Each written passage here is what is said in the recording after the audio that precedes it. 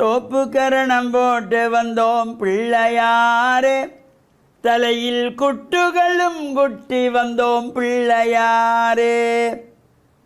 மஞ்சளிலே பிடித்து வைத்தோம் பிள்ளையாரே. ஐயா, மஞ்சளிலே பிடித்து வைத்தோம் பிள்ளையாரே. வாழ்வில் மங்களத்தை தந்திடுவான் பிள்ளையாரே. வாழ்வில் மங்களத்தை தந்திடுவார் பிள்ளையாரே.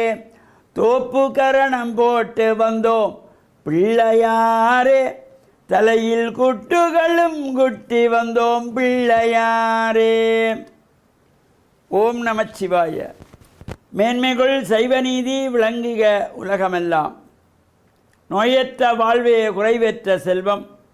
அந்த நோய் நொடிகள் இல்லாத வாழ்வு இந்த உலக மக்கள் எல்லோரும் வாழ வேண்டுமென்று கலியுகத்தின் காந்தமலை ஜோதியாகிய சபரிமலை சுவாமி ஐயப்பனுடைய திருவடிகளை சிறந்தாழ்த்தி, டான் தமிழொலி ஓம் தொலைக்காட்சி நேயர்கள் அனைவருக்கும் சர்வதேச இந்து மத குறிப்பீடம் அகில இலங்கை சபரிமலை ஸ்ரீ சாஸ்தாபுரத்தின் சார்பில் இனிய வணக்கங்களும் நல்லாசிகளும்.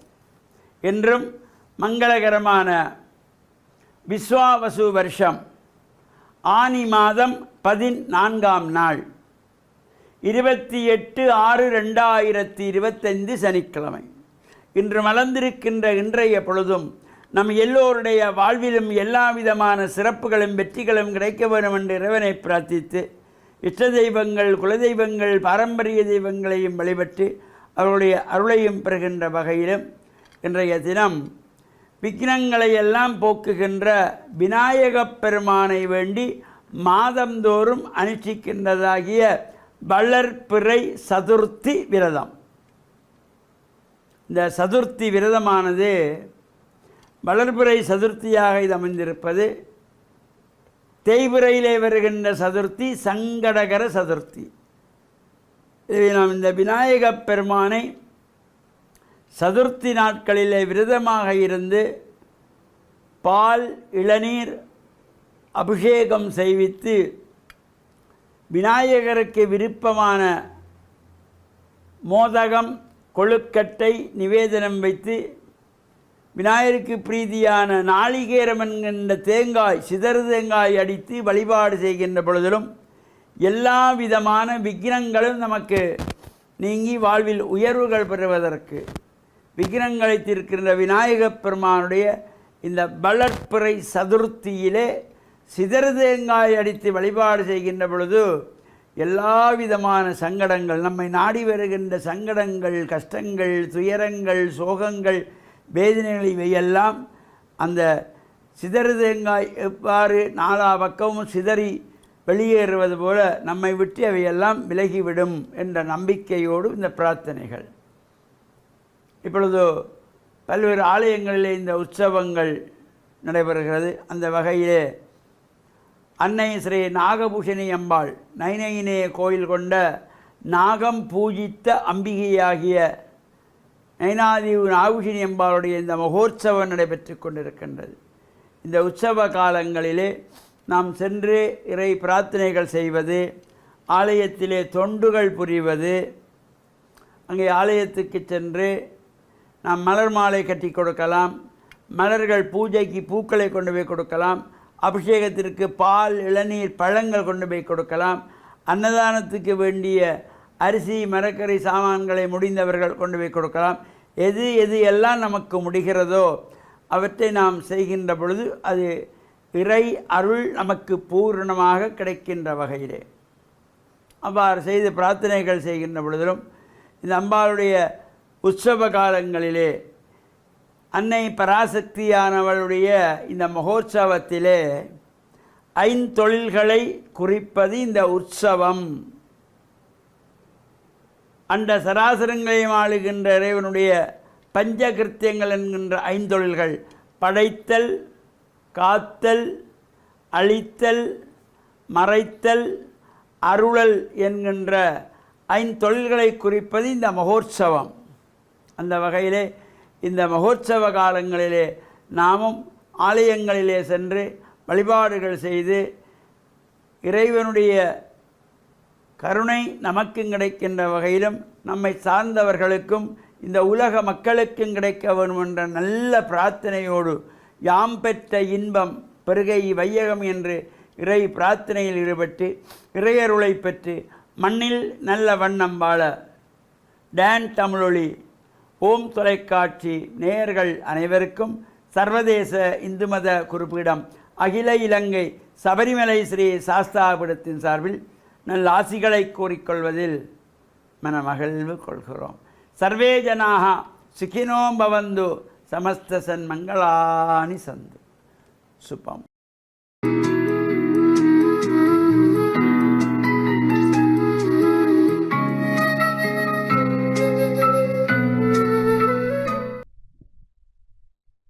இறை இயேசுவில் என் அன்பு நெஞ்சங்களே, கிறிஸ்தவ நற்சிந்தனை வேளையில் உங்களை சந்திப்பதிலே பெருமகிழ்வு கொள்கின்றேன். இயேசு தன்னுடைய போதனையிலே இந்த உலகத்தினுடைய வாழ்க்கையை கடந்த மறுவாழ்வு உண்டா இல்லையா, அது எப்படிப்பட்டதாக இருக்கும் என்பதை விவரிப்பதற்காக ஒரு அழகான உவமையை சொல்லுகின்றார். ஒரு செல்வந்தர் இருந்தார். அவர் விலையுயர்ந்த ஆடையை அணிந்தவராக, எப்பொழுதுமே அவர் விருந்து உண்கின்றவராக, சௌகரியமாக இவ்வுலகத்தினுடைய எல்லா விதமான மகிழ்ச்சியான அனுபவங்களை அவர் தன்னுடைய வாழ்க்கையில் கொண்டிருந்த ஒரு செல்வர். அவருடைய இல்லத்திலே அவருடைய வாசல் படியிலே ஏழை லாசர் என்கின்ற ஒருவரும் அங்கு வந்து அவரிடம் பிச்சை கேட்பதற்காக வந்திருப்பார். அவருடைய உடம்பிலே எல்லாம் புண்களும் அவர் ஊத்தியாக இருந்திருக்கலாம். அவருடைய அந்த புண்களை கூட அந்த நாய்கள் நக்குமென்று சொல்லுவார். இவருடைய மேசையிலே இருந்து விழுகின்ற உணவு துண்டுகளை அந்த நாய்கள் போய் சாப்பிடும்.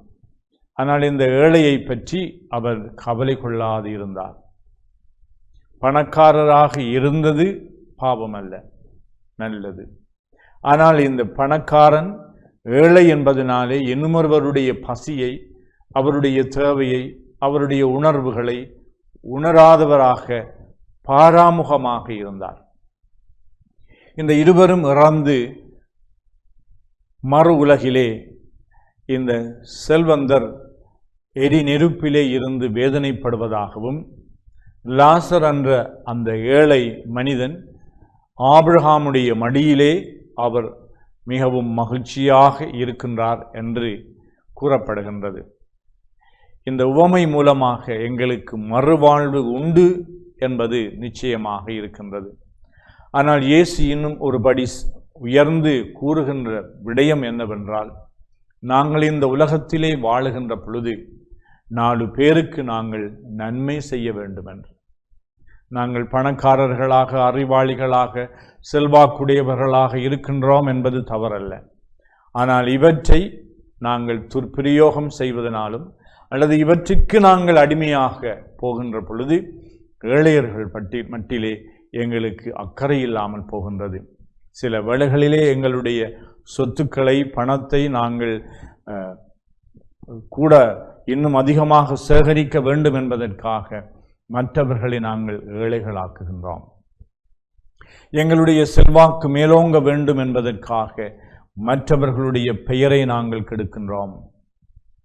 எங்களுடைய அதிகாரம் நிலைத்து நிற்க வேண்டும் என்பதற்காக ஏனையவர்களை நாங்கள் அடிமையாக்கி அவர்கள் உயரக்கூடாது என்று சொல்லி அவர்களுக்கு எதிராக நாங்கள் எப்பொழுதும் செயல்பட்டு கொண்டிருக்கின்றோம். சூழ்ச்சிகள் செய்து கொண்டிருக்கின்றோம், பொய் பேசிக் கொண்டிருக்கின்றோம், குற்றம் கண்டுபிடித்து கொண்டிருக்கின்றோம். இங்கு செல்வந்தர் ஏழை என்ற இந்த பாகுபாட்டிலே மறுவாழ்வில் தங்களுடைய எதிர்பார்ப்புக்கு மாறாக இந்த ஏழை ஆபிரகாமுடைய மடியிலே உயர்த்தப்படுவது போல இந்த செல்வந்தர் நெருப்பிலே அவர் தாழ்த்தப்படுவது போல எங்களுடைய வாழ்வு ஒரு முரண்பட்ட வாழ்வாக நிலை வாழ்விலே மறு உலக வாழ்விலே இருக்கும் என்று இயேசு சொல்லி தருகின்றார்.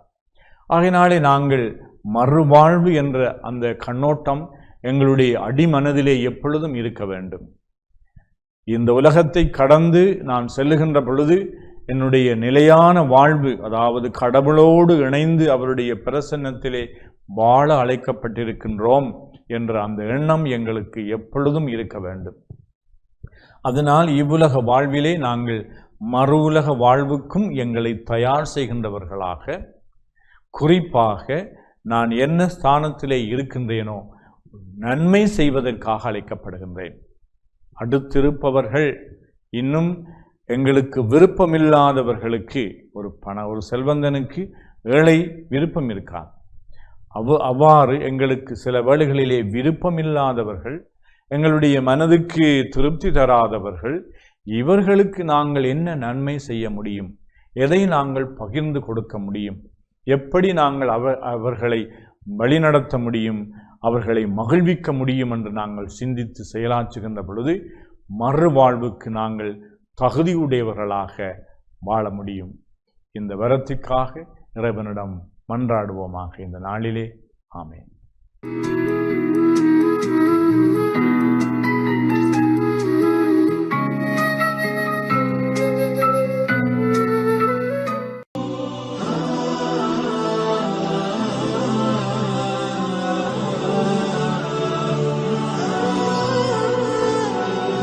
பிஸ்மில்லாஹிர் ரஹ்மானிர் ரஹீம். அல்ஹம்துலில்லாஹி வஹ்தா வஸ்ஸலாத்து வஸ்ஸலாமு அலா மன் லா நபிய்ய பஅத அம்மா பஅத். கண்ணியமான அன்பார்ந்த நேயர்களே, இஸ்லாமிய சகோதரர்களே, நல்லுள்ளங்களே, எங்களுடைய வாழ்க்கையில் எங்களுடைய செயற்பாடுகள் எதுவாக இருந்த போதிலும் அது இறைவனால், அல்லாஹு தஆலாவால் நமக்கு வழங்கப்பட்ட பேருபகாரம், நேமத்திலிருந்து கொடுக்கப்பட்டதாக காணப்படுகின்றது. எந்த செயற்பாடுகளை நாங்கள் செய்தாலும், அது பார்க்கின்ற பார்வையாக இருந்தாலும், பேசுகின்ற பேச்சாக இருந்தாலும், பிடிக்கின்ற செயற்பாடுகளாக இருந்தாலும், சிந்திக்கக்கூடிய ஆற்றலாக இருந்தாலும், சாப்பிடுகின்ற உணவாக இருந்தாலும், எதுவாக இருந்த போதிலும் அல்லாஹு தஆலா தான் எமக்கு அதனை அவனுடைய புறத்திலிருந்து அருளாக வழங்குகின்றான். எவ்வளவுதான் பணம் இருந்த போதிலும், எவ்வளவுதான் செல்வம் இருந்த போதிலும், தான் நினைப்பதை சாப்பிட முடியாது எவ்வளவோ பேர் கஷ்டப்பட்டு கொண்டிருப்பதை பார்க்கிறோம். அவருடைய சாப்பாட்டுக்குரிய திட்டத்தை, அவருடைய அந்த பட்டியலை வழங்குவது அவரை பராமரிக்கின்ற, அவருக்கு வைத்தியம் செய்கின்ற வைத்தியர் தான். அவரிடம் செல்வம் இருக்கின்றது, ஆனால் அவர் நினைத்த எல்லாவற்றையும் சாப்பிட முடியாது. ஏன்? அவருடைய நோய் அதற்கு தடையாக இருக்கிறது. அல்லாஹு தஆலா தான் குணத்தை உண்டாக்குபவன். அவன் குணத்தை உண்டாக்கிவிட்டால் அதைவிட பேருபகாரம் எதுவும் கிடையாது. எனவே பணம் இருக்கிறது என்பது ஒரு பெரிய ஒரு முன்னேற்றம் அல்ல. உடலிலே ஆரோக்கியம் இருக்க வேண்டும். அதே போன்று பார்வை, கண் இருக்கின்றது. எத்தனையோ சகோதரர்களுக்கு கண் பார்வை இல்லை. நாங்கள் கண்களால் பார்த்து கொண்டிருக்கின்றோம். எங்களுடைய கண் இருப்பதால் பார்க்கவில்லை. பார்க்கக்கூடிய கட்புலனாகும் சக்தியை அல்லாஹு தஆலா வழங்கி இருப்பதன் காரணமாக எங்களுக்கு நாங்கள் பார்க்கக்கூடிய காட்சிகள் புலனாகின்றன. பேசக்கூடிய மொழி, கேட்கக்கூடிய ஆற்றல், இவை எல்லாம் அல்லாஹ்வின் புறத்திலிருந்து வழங்கப்பட்டு, முக்கியமாக இங்கு நான் பேச எடுத்துக்கொண்ட விடயம் என்னவென்று சொன்னால், ஒருவனுடைய உடல் ஆரோக்கியத்துக்கு அடிப்படையானது அவனுடைய உறக்கம், தூக்கம் ஒரு முக்கியமான ஒரு அருளாக இருக்கின்றது. அல்லாஹு தஆலா அதனை அவனுடைய புறத்திலிருந்து வழங்குகின்றான். தூக்கம் என்பது ஒரு மெஷினிலே அல்லது ஒரு கணனியிலே திட்டமிடப்பட்ட சாஃப்ட்வேர் இன்ஸ்டால் பண்ணி பதிவிறக்கம் செய்யப்பட்ட ஒரு சாஃப்ட்வேராக எந்த உடம்பிலும் இல்லை. உடல் அசதியாகும் போது, உடல் டயர்டாகும்போது தானாக உருவாகின்றது தூக்கம். ஏன் இந்த தூக்கம் உருவாகின்றது? உடலுக்கு ஆரோக்கியத்தை கொடுப்பதற்காக. இந்த தூக்கம் இல்லாது போனால், தூக்கம் தொலைந்து போனால், பல நாட்களாக தூக்கம் ஒரு மனிதனுக்கு கிடைக்காவிட்டால் அவனுடைய செயற்பாடுகள் எல்லாம் ஸ்தம்பிதம் அடைந்து விடக்கூடிய சூழ்நிலையை நாம் பார்க்கின்றோம். உடல் சரியாக இயங்காது, சிந்தனை சரியாக வேலை செய்யாது, வேலைகள் திட்டமாக நடக்காது. ஏன்? சாதாரணமாக கருதக்கூடிய உறக்கம் இவனுக்கு கை கொடுக்கவில்லை. இது யாருடைய புறத்திலிருந்து வந்தது? இது படைத்த இறைவன், ஆட்சி செய்யக்கூடிய இறைவன், எல்லா செல்வங்களையும் வழங்கக்கூடிய ரப்பாக இருக்கக்கூடிய அல்லாஹு தஆலாவின் புறத்தில் இருந்து வந்தது. எனவேதான் தூக்கம் உடலுக்கு ஆரோக்கியம். அதனைத்தான் ரசூல் ஸல்லல்லாஹு அலைஹி வஸல்லம் அவர்கள் துஆவிலே எங்களுக்கு படித்து தந்தார்கள். என்ன? தூங்கி எழுந்தவுடன் நன்றி செலுத்தினார்கள். நாங்கள் இன்று எத்தனை பேர் அதற்கு முக்கியத்துவம் கொடுக்கின்றோம்? என்ன நன்றி செலுத்தினார்கள்? அல்ஹம்துலில்லாஹில்லதி அஹ்யானா பஅதமா அமாத்தனா வ இலைஹின் நுஷூர். அல்ஹம்துலில்லாஹ், எல்லா புகழும் அல்லாஹுக்கே. அஹ்யானா பஅதமா அமாத்தனா, எங்களை சிறு தூக்கத்திலிருந்து, சிறு உயிர் பிரிதலில் இருந்து அல்லாஹு தாலா எங்களுக்கு மீண்டும் உயிரை தந்தான். அவனுக்கே எல்லா புகழும். அவனே ஆரோக்கியத்தை உண்டாக்கினான். அல்ஹம்துலில்லாஹில்லதி ரத்த அலைய ரூஹி, உயிரை மீட்டு தந்தவன். வஆஃபனி ஃபி ஜஸதி வஅதினலி பிதிக்ரிஹி, எங்களுடைய உடலுக்கு ஆரோக்கியத்தை தந்தவன். வஅதினலி பிதிக்ரி, அவனை நினைத்து நன்றி செலுத்துவதற்கு கூட அருள் புரிந்தவன். அவனுக்கு எல்லா புகழும் என்ற துஆவை கற்றுத்தந்தார். எனவே இந்த விடயங்களை வாழ்வில் நாங்கள் கொண்டு வந்து செயற்படுத்தி அல்லாஹ்வின் திருப்பொருத்தத்தை பெற்ற நல்லடியார்களாக அல்லாஹ் நாம் அனைவரையும் ஆக்க அருள் புரிவானாக. வாஹிர் தஅவானா அல்ஹம்துலில்லாஹி ரப்பில் ஆலமீன்.